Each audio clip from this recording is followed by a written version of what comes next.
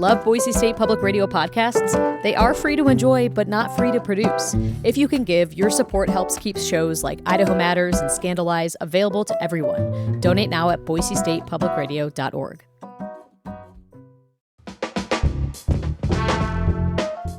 Good morning. It's The Connector for Monday, January 13th, Idaho Daily News from Boise State Public Radio. I'm Troy Oppie. This morning, Ammon Bundy, the anti-government provocateur, back in court in the state of Idaho, plus concern over public lands under a second Trump administration, and a new management plan for the Nez Perce Clearwater National Forest drawing ire from conservation groups.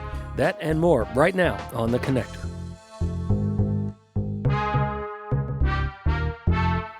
Lawmakers are back in the state capitol this morning after a relatively quiet Friday. Among items on committee agendas today, Nampa Senator Brian Lenny is poised to introduce a new bill in the Senate Judiciary and Rules Committee, which, as described, would ensure that, quote, public engagement and expression on matters of societal or community interest are not stifled by legal intimidation, unquote. The bill would affect strategic lawsuits against public participation law, known as SLAPS. That committee meets at 1:30 this afternoon.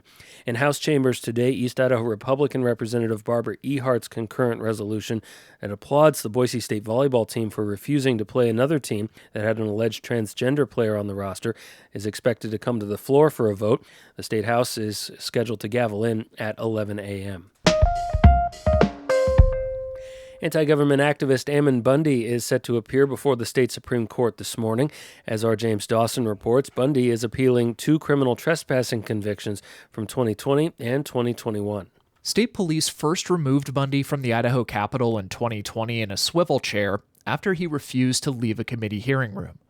The State Department of Administration, which oversees the Capitol grounds, banned him from the property for 1 year. He returned in April 2021 and was arrested twice that day for violating the ban. Bundy was credited with time served in jail for the first case and sentenced to probation in the second, according to the Associated Press. In his appeal, Bundy argues Idaho's trespassing statute is unconstitutionally vague. Bundy still has an outstanding $250,000 warrant for his arrest in Ada County, linked to a contempt of court charge in his civil defamation case associated with St. Luke's. Justices will begin the hearing just before 9 o'clock this morning. James Dawson, Boise State Public Radio News.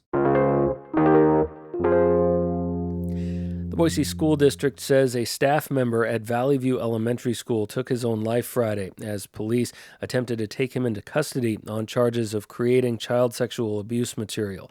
The district reports Gavin Snow had been on administrative leave from his role as a special education assistant since the investigation began Tuesday last week.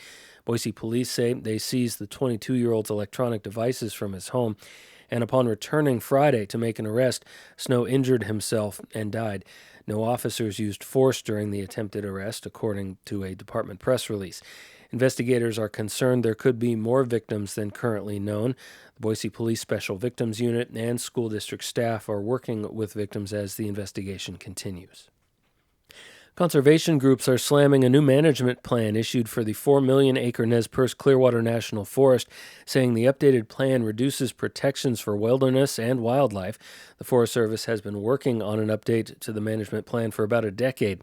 The existing plan had been amended but was last formally updated in 1987. The final record of decision issued Friday calls for more than doubling annual timber harvest acreage, though that's mostly in areas near existing human development, and adding protection to 11 waterways under the Wild and Scenic Rivers Act. But that list notably does not include the North Fork or South Fork Clearwater rivers, as the decision advocates in a news release called laughable.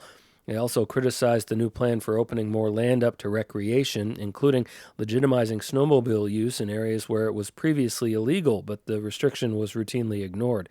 The new plan also calls for a strong reliance on wildfire as a natural tool of the forest life cycle. Some environmental advocates are concerned a second Donald Trump presidency will bring mounting threats to our region's public lands. The Mount West News Bureau's Rachel Cohen has that story. Advocates worry the new Congress could roll back some of the country's bedrock environmental laws that govern permitting, endangered species, and national monuments. But the soonest tell could come from the courts. In a bold lawsuit filed with the Supreme Court last year, the state of Utah argues it's unconstitutional for the federal government to hold on to all the public lands in the state forever. It wants the government to dispose of about a third of public lands there.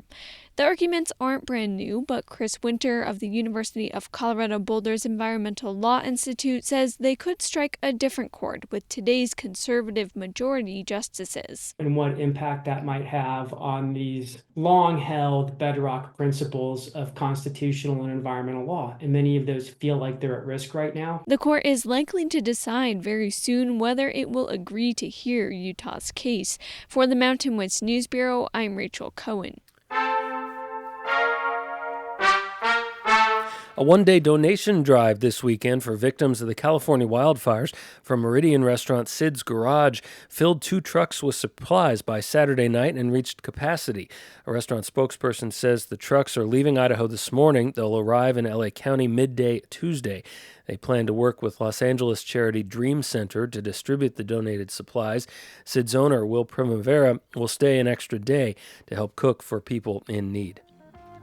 And that's the Connector for this Monday. I'm Troy Oppie. Our news director is Sasha Woodruff. Our general manager is Tom Michael. You can take us with you wherever you go. Download the free Boise State Public Radio app for your smartphone or follow us on Facebook and Instagram. Search Boise State Public Radio. And as always, we're online at boisestatepublicradio.org. Have a great Monday.